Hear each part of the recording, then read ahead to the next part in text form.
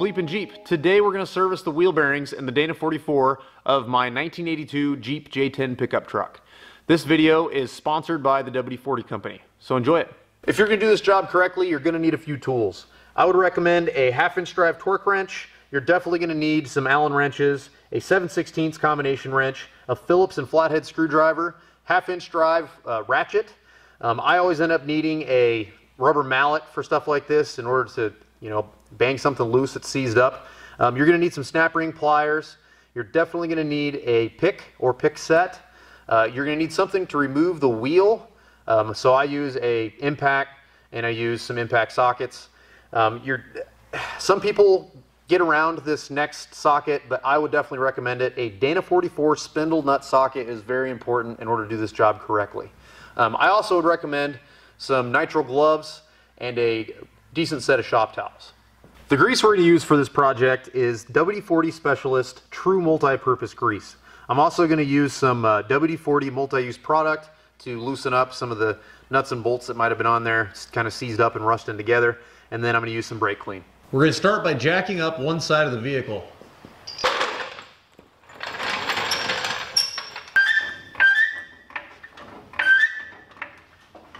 Then we got to remove the wheel.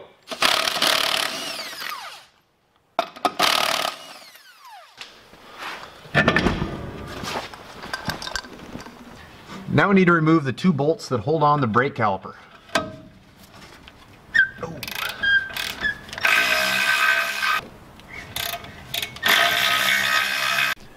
I like to set myself up a little workstation so as I'm taking greasy parts and everything out of the hub, I can place them on this paper towel instead of directly onto the floor. As you can see, I already took all my tools and everything and I set them up to where it's all convenient. And now we're ready to remove this selectable hub. So we're doing a couple of things here. We're not just greasing it. We're actually going to inspect everything and make sure it's good to go. So what I do first is I will push up and down to see if there's any play at all. And I actually feel just the tiniest bit of play on here. And again, you want to push up and down just to see if you feel any sort of play.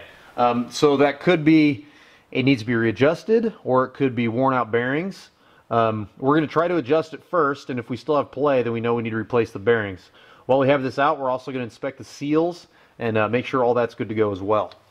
We've got to remove these 6 Allens. Sometimes these get packed full of dirt and stuff, and it's really hard to remove them. These ones aren't packed with dirt, but man, they look horrible. It says Jeep on here, so these are definitely original. Oh man, that didn't strip, thank God. So will be a successful mission if we can get all these out without stripping them. They look pretty awful. With these Jeep hubs, they're set up to where they have a Phillips screw right there. A lot of other brands don't have that. And if you got the worn aftermarkets, I wonder if those would have it. I highly doubt it. So this is probably a Jeep specific thing. And that just helps retain this inside part so it doesn't come out on you. There we go. Now the interlocking mechanism will come right out. If you look closely, you're going to see there is a snap ring right here in the center that needs to be removed. And then there's also a retaining clip that goes all the way around the outside of this. The retaining clip's hard to see in the camera and even outside of the camera. So what I'll do is I'll take this side of the pick and I'll just kind of poke around and see if I can find the end of it. Is that it? There we go. It's right there. Now we need to remove our snap ring.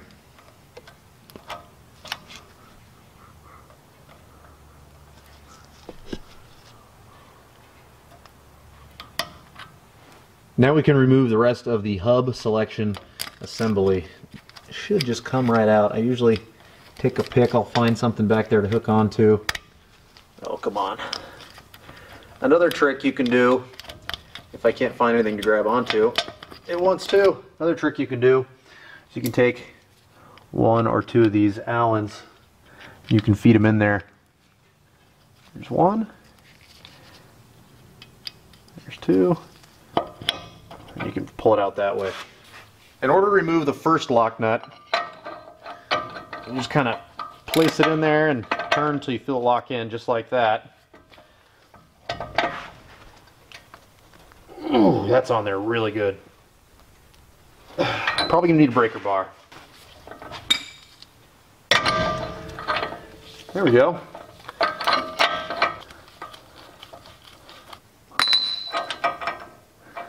Now there's the outer lock nut. So you can see how these grooves line up with the tool. So we have a lock washer in between the two lock nuts. Removing the lock washer is fairly easy. You just got to take your pick and just kind of pick around until you can get at the edge of it. There we go. Now to check the condition of the inner wheel bearing, I'm going to take, with those other two parts removed, I can tighten down this inner lock nut and just see if there's still play. Nope, no play. So that was slop that needed to be adjusted out. One thing I did notice, you want to have this inner nut pretty loose, and this one was like extremely loose.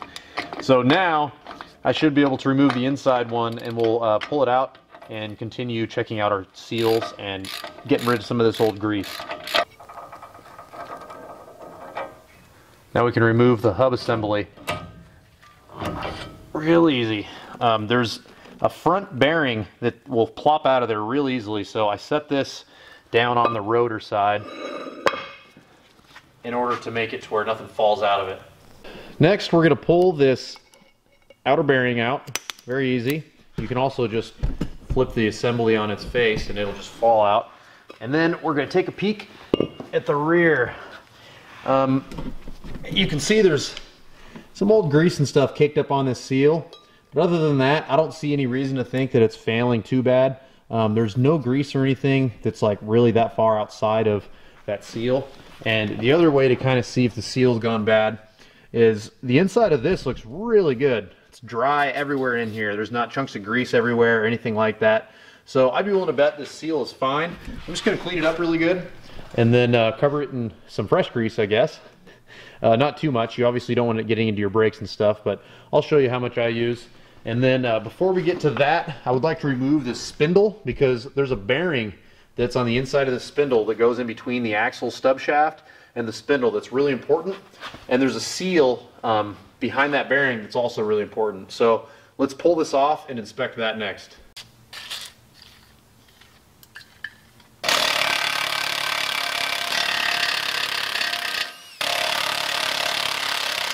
There's one more important little bolt right here that we can't take this dust shield off without removing this bolt first.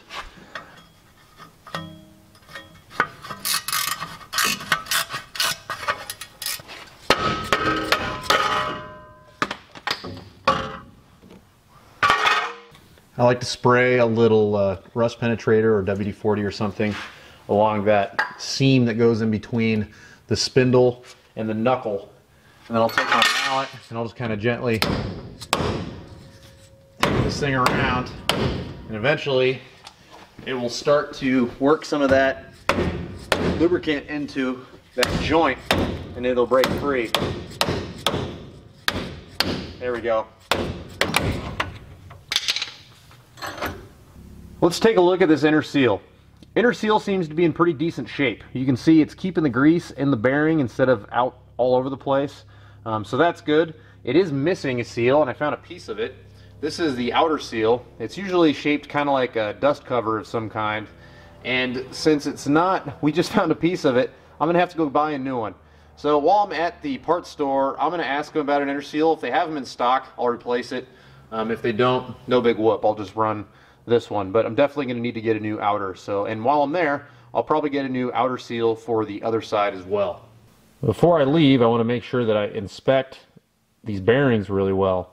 I spun them around with my finger. Everything seems lined up. It's not missing any of the needles, or any of the needle bearings rather.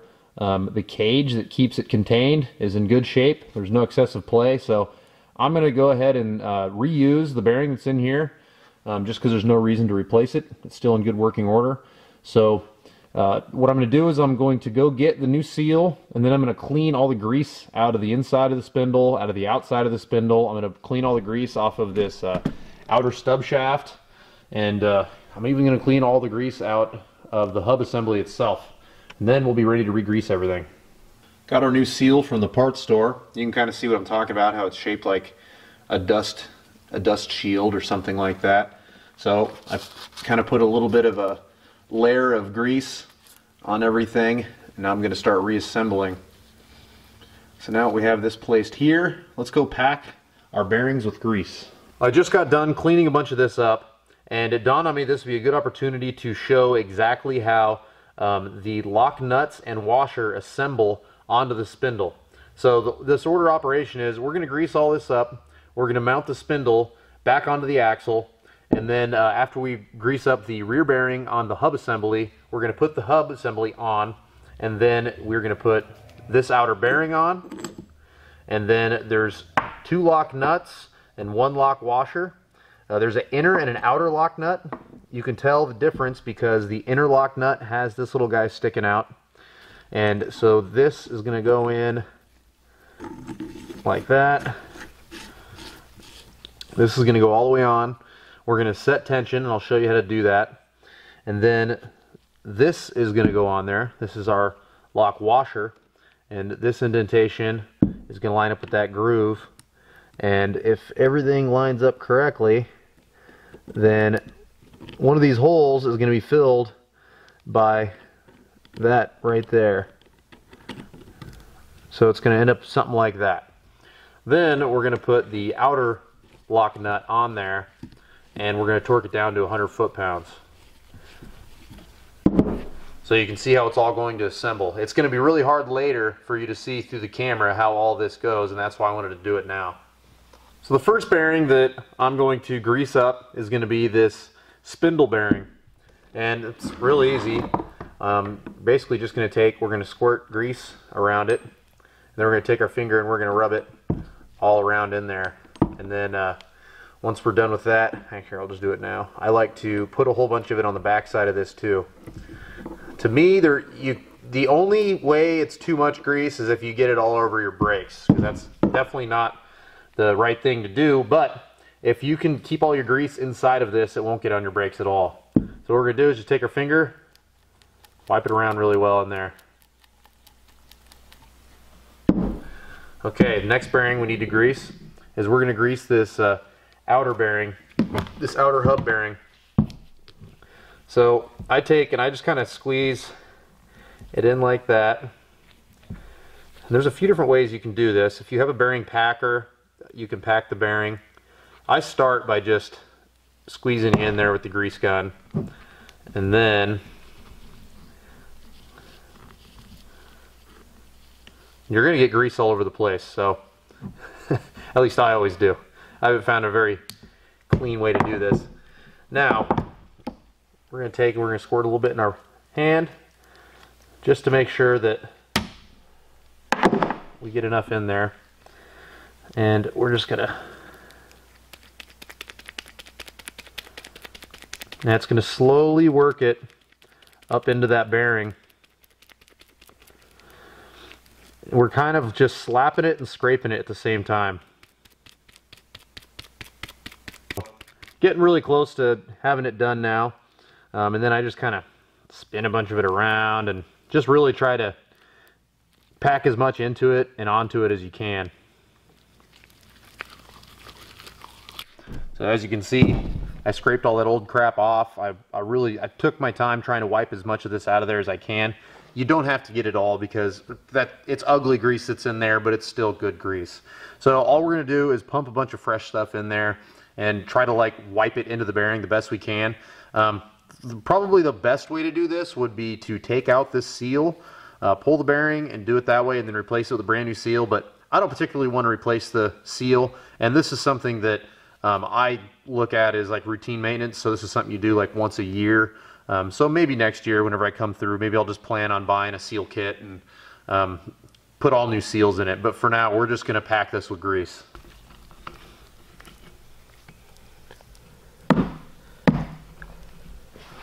As you can see, I packed about as much grease as I can in the back of the bearing here. This is definitely sufficient. What I'm going to do now is once we put the spindle on and everything else, when we slide this hub assembly on, we're going to take the grease gun, we're going to stick it in there, and we're just going to pump a whole bunch of grease onto the front side of this bearing, pretty much as you can fit in there. And I don't want to put too much back here, because if you put too much back here, it might sling out all over your brakes, and we don't want that. So this should be a controllable amount of grease to where not as much is going to just fly all over the place. And like I said, we're going to pack a whole bunch in the front of this bearing, and that'll be more than fine. I place a little bit of extra grease along the back side of the spindle, just to make sure that where it mates up to this surface here, it doesn't seize to it. At least it'll help fight it from seizing to it. And then we're going to put the spindle back on. Oh, there we go. Now we can put our combination dust shield and caliper bracket back on. Not sure how I feel about this. To be honest with you, with an off-road vehicle, I usually don't run the dust shield, but unless I cut it off, I really don't have a choice. So I don't really want to cut it off. We're just going to run the way it's meant to be factory, and then we'll throw these nuts back on and zip it all back together.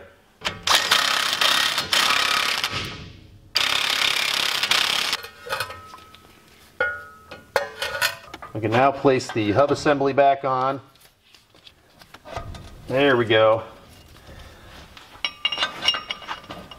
Now we're just going to pump a whole bunch of grease in the front of this. We can toss in our outer hub bearing.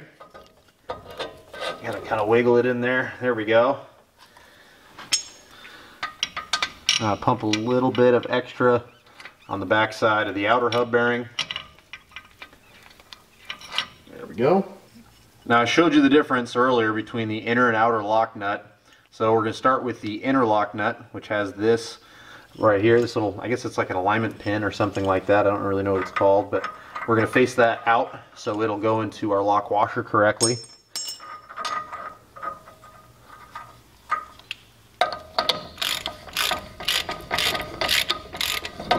Now while you're tightening this down, it's a good idea to keep this spinning.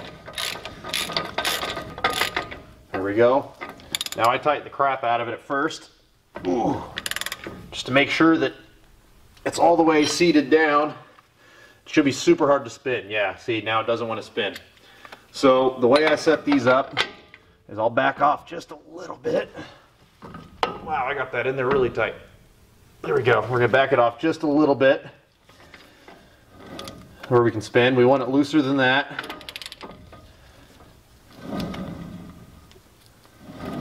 There we go. That's really close to what we want. Okay, so you want this too loose, if anything. You do not want to get it too tight, because you will burn that bearing up in a hurry. That is just about perfect. If it spins, if it just kind of barely moves when you spin it all the way around, it's too tight.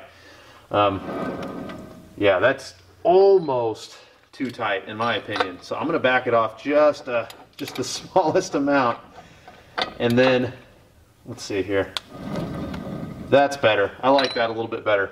The next step is going to be this lock washer, and we got to line it up with that indentation on the spindle.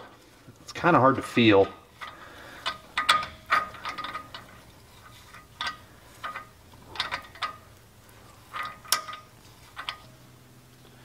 Now we can install the outer lock nut.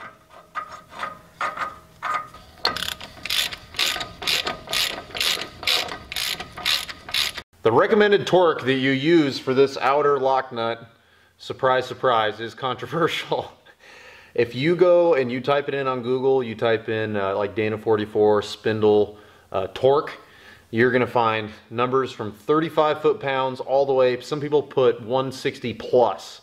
I've physically seen in a service manual where it says 85 foot-pounds, and that's what I've been doing for years, but I've seen enough people do 160 that I decided to bump it up to 100. For no particular reason. I've never had a problem with 85, but I'm going to torque this down to 100 foot-pounds just to be safe. I don't know why there's such a wide span of, I mean, lots of people say 35 foot-pounds is all you need, and there's a ton of people that say I wouldn't do it under 160. So torque it down to whatever you feel comfortable, but I've been doing it for 100 foot-pounds for a little while now, and 85 foot-pounds forever, and I've never had an issue. So take that for what it's worth.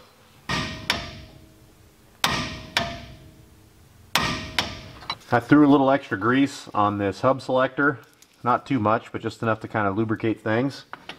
And now we can reassemble the hub selector in the same way that we took it off.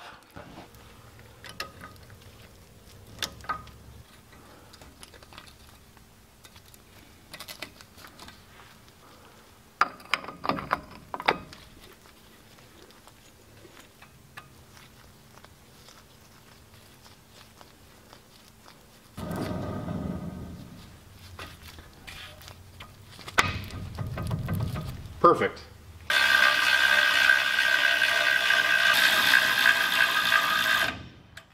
Now that everything's back together, I like to spray the rotor down a little bit to make sure I get any grease and grime off of this thing.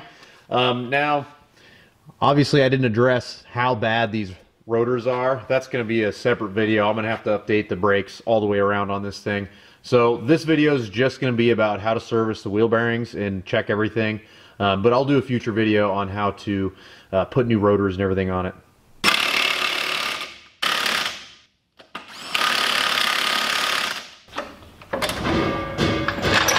That's it. I hope that this video can serve as a guide to some of you on how to disassemble and reassemble this front axle. It's very simple. This axle is very common. It's in any full-size Jeep, you know, Wagoneers, J10s, Gladiators, stuff like that. So it's really common, and these are good old trucks. I like them. They're worth saving in my opinion. If you like content like this, make sure that you subscribe to our channel and like the video if it helped you out. Support us on Patreon if you can. I want to give a special thanks to WD-40. We really appreciate you sponsoring videos like this. That helps out a lot as well. And if you want to follow me on Instagram, I'm at BleepinJeepNate. We'll see you next time.